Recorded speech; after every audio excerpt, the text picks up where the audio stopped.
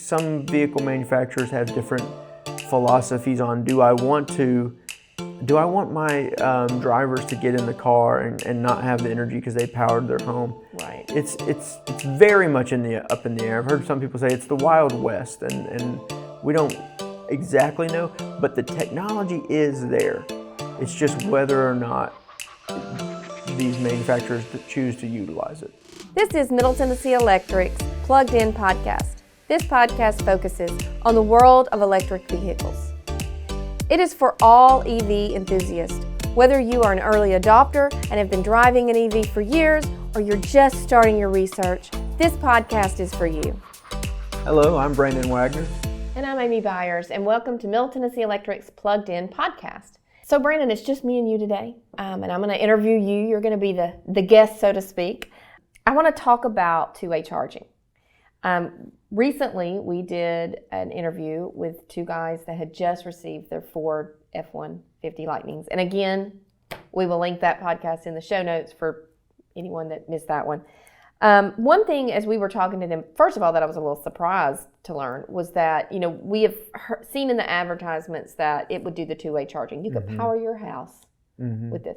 And I was a little surprised to learn that that wasn't just something that was part of the truck. You got to kind of pay extra for that, but we'll circle back around to that in a little bit.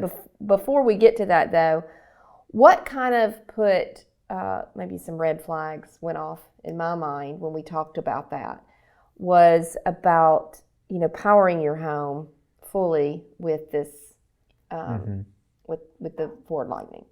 I have done many safety talks over the years where, one of the topics that's always at the top of the list on my talks is generator safety. We're very fortunate here where we are that our reliability is great. So we don't have power outages that last, really hours, much less days and weeks. But it can happen. Sure. It can definitely happen in some of the rural areas that we serve. It can definitely happen when we have terrible ice storms, or we are in tornado season. It can happen. It has happened in the past. It will happen in the future. So, I always want to let people know with the generators. Make sure you're not turning them on in your house or outside of your house. You're 20 feet away. You're not. So you don't want to get that carbon monoxide poisoning and just kind of keep them away from windows and things like that. But another thing that has always been a huge concern for utilities is the people that decide, well, I'm going to power my whole house, which is what we're talking about with the Lightning. I'm going to power my whole house with this generator. Well, if you have not had that generator hooked up by licensed professional to be able to do that, the potential is there for you to feed back onto our lines, the lines out on the street, the power lines, and then you're causing hazards for our linemen. I mean, if they're going out there and our system's saying the power's off and they're going to work those lines, and then you have this person that just flips that switch and starts powering their whole house with their generator, it's not hooked up properly. It's backfeeding onto our lines. The lineman's going up there thinking the line is de-energized. Now it is not. The possibility, the very real possibility is you've killed that lineman. Or severely injured him. So, when we're talking about, and not only that, when you think about down lines, if you've had a storm, the lines are down on the street, you energize your house, it's not hooked up properly, you're backfeeding into that power line that's down on the ground, anybody walking by could be at danger. So, with all of that said, now I want to circle back to the safety of the two-way charging of the electric vehicles. Okay. So I'm just going to turn that over to you, and you convince me that it's going to be safe. Well, I think obviously we're talking about very complex concepts. We're talking about demand. We're talking about backfeeding an electrical grid. These are very difficult things to wrap your head around. We do this every day, and it's hard enough, right? Right. And nobody ever wants to unintentionally injure somebody or hurt somebody. I think one thing we're fortunate at MTE is that we have some of the best line crew that are trained well, and always act as if a line is energized regardless, because they know these things exist. Right. We actually have a demo trailer that goes around to different fairs, and anybody that hasn't seen that, if you are at the fair and you have a chance, go check it out. It's I think so we have good. some video of that We we do have could link in some, the podcast. yes. And it's really eye-opening to how, electricity is just it's a dangerous thing that we have tamed for our to benefit our lives. So going back to the car powering the home, vehicle to home is what it's called, or vehicle to grid. One of the reasons that Ford uses Sunrun for their home integration system is to make sure it's a safe install. So tell me a little bit, who is Sunrun? Sure. So Sunrun is an integrated partner with Ford. And actually I found a website. If you want to use the F-150 Lightning, you have to have a special charger. It's a $1,300 charger, and then the home integration system will be installed by Sunrun for about $3,900. Now, how long can you power your home, right? That's what you really want. You're going to do all this, you need to know how long you can power your home. The average electricity usage in America is about 29 kilowatt hours per day. And they think you can actually power your home for 3 days with your F-150 Lightning, assuming it's fully charged and that sort of thing. Right. So that's a lot of time you could do this. Now, I think where we are putting more investment into our smart grid. You hear smart grid all the time, right? Well, we have the ability to hopefully detect backfeeding on our system. We already detect that in different ways now.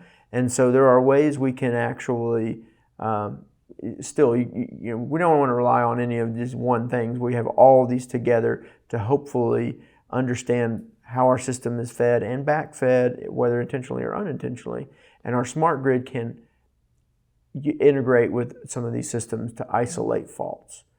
But it's going to be very important. I think most people are going to want to go ahead and get someone who understands these transfer trip switches. That's what we're really talking about, is a transfer switch that says, okay, I'm not going to power my house from the grid anymore. I'm going to transfer it over, and now I've isolated my home from the grid, and I'm powering it as an island in a way. So there's no way for a EV owner, maybe they just got their truck and they think they're going to power their home and they plug it into whatever charger they have, unless it's one of these special chargers, they're not going to be able to do the two-way charging. Not that I can.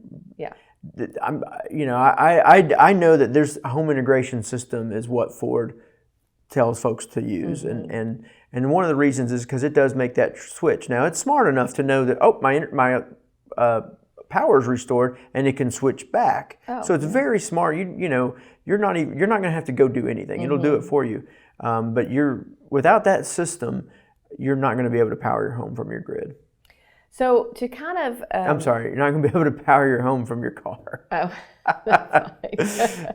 So just to kind of tie in, we've talked about the grid resiliency, we've talked about the two-way charging. So I want to kind of, for our last question, I want to tie those two together. Sure. And can we talk a little bit about how the two-way charging has the potential to help the grid resiliency, help the demand charge, help things when demands are high? Right. Yes. Okay. So I like to think of it in steps, right? Our step one is the rate that we talked about. We're going to try to move as much charging as possible to overnight when our grid demand is very, very low. As adoption increases, that might actually move that overnight demand up a little bit. And so step two might be more of a managed charging, where we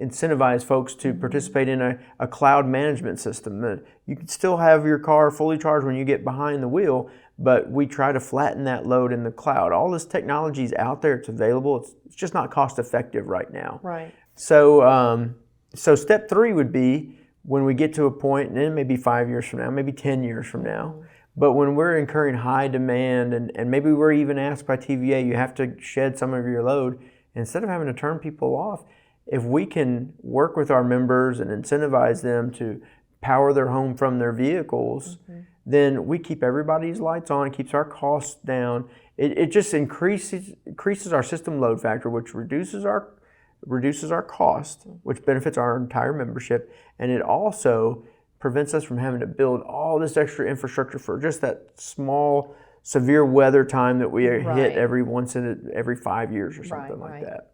So I'm going to put you on the spot with this one because I have not asked you that, or I didn't prep you for this, so you may not know. But I know the Ford does the can do the two-way charging. Are there other EVs that are doing that now or in production that will do that? I mean, are we just talking about the Lightning? Yeah. Today, the Lightning in America is the number one best case. Tesla has said that within 2 years they'll have the ability to do it, but they've also said that they don't want to detract from their user experience as a car. So whether or not they'll do it is in the air. Hyundai is doing this in more like in the European countries, but there's chargers too. I've talked to some utilities where there are chargers who can do, this is called vehicle to grid, and they'll have it in their employee parking lot, and they can do it in the charger, and they say it's not specific to the auto manufacturer. But all of this still has to be determined. The F-150 Lightning, it's just so new. I mean, it's going to be ever changing, I think. Yeah, and I think some vehicle manufacturers have different philosophies on, do I want my drivers to get in the car and not have the energy because they powered their home? Right. It's very much up in the air. I've heard some people say it's the Wild West, and we don't exactly know, but the technology is there. It's just whether or not these manufacturers choose to utilize it. Yeah. Well, we have talked about a lot today. So we will be sure to link, I know we mentioned a couple of other podcasts, the hotline demos. We'll be sure to link all of those in the show notes. So if you want to, if any of our listeners want to revisit that, they can. But thank you very much for listening today. For more information on MTE's Drive EV programs or the EV Car Club, please visit driveev.com or email us at evcarclub@mte.com. Until next time, plug in, power up, and drive safe.